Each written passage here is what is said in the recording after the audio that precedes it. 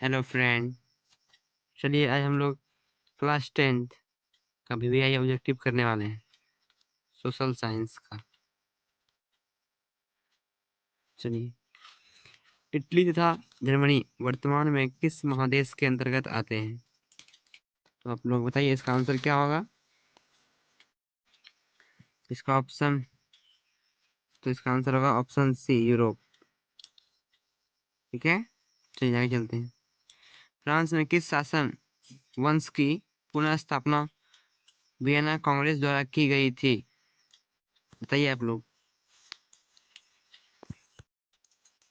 तो इसका आंसर होगा ऑप्शन सी, बुर्बो वंश। ठीक, चलिए आगे चलते हैं।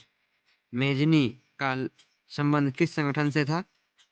बताइए आप लोग, किस संगठन से था मेजनी का संबंध? बताइए। इसका होगा option B, option B, Carbonari. आगे बढ़ते हैं। इटली एवं जर्मनी के एकीकरण के विरुद्ध निम्न में से कौन था? बताइए। इसका सही आंसर होगा option C, Austria. Austria Austria जो था इटली और जर्मनी के एकीकरण के विरुद्ध था। ठीक है, चलिए आगे बढ़ते हैं। काउंट काबुल को विक्टर इमैनुअल ने किस पद पर नियुक्त किया था? बताइए आप लोग। इसका आंसर होगा ऑप्शन सी, प्रधानमंत्री के पद पर। ठीक है, चलिए आगे बढ़ते हैं।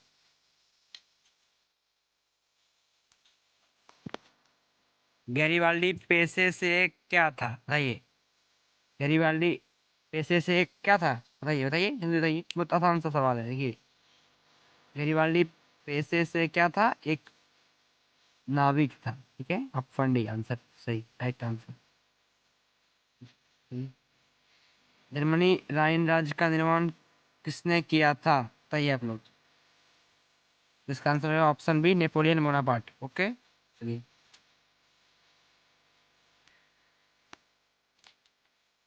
हमारा अगला प्रश्न है, जालवेरिन कैसी संस्था थी? बताइए। तो जालवेरिन एक व्यापारिक संस्था थी। ठीक है, जालवेरिन एक व्यापारिक संस्था थी। ठीक, चलिए हमारा अगला प्रश्न है, वार एंड पीस किसकी रचना थी? वार एंड पीस किसकी रचना थी? बताइए आप लोग। वार एंड पीस किसकी रचना थी? वार एंड पीस किसकी रचना थी? बताइए आप लोग, बताइए आप लोग।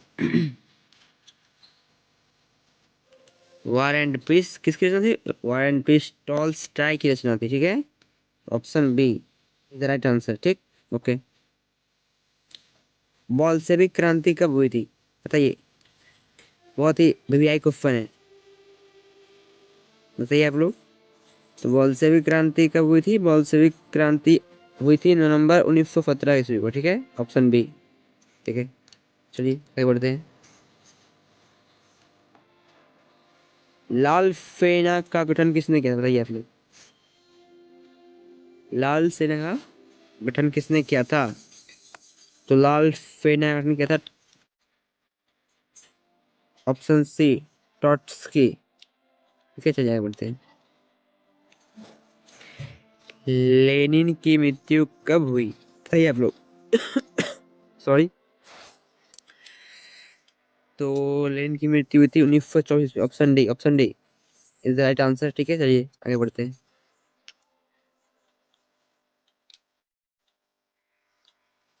वेस्टोवी वेस्टोलिटोवस्क की संधि किस देश के बीच हुई थी? बताइए आप लोग।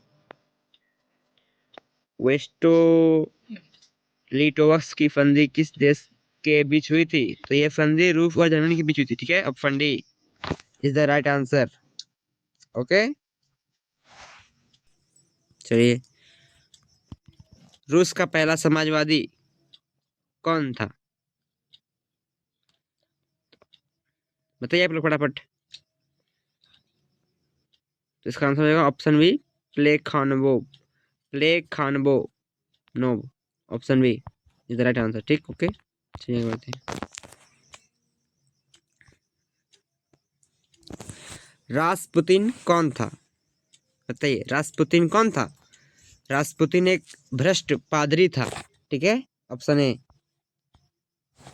Is the right answer. नई आर्थिक नीति कब लागू हुई? बताइए आप लोग,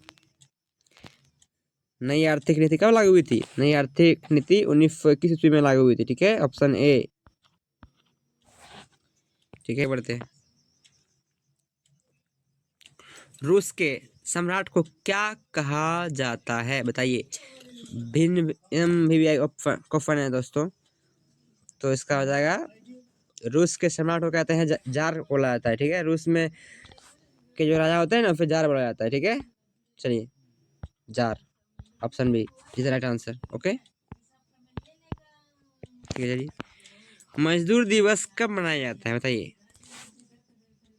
मजदूर दिवस कब मनाया जाता है? बताइए आप लोग। इसका सही जवाब होगा ऑप्शन बी, 1 मई को। ठीक है, चलिए आगे बढ़ते हैं। अंतर्राष्ट्रीय महिला दिवस कब मनाया जाता है? बताइए आप लोग।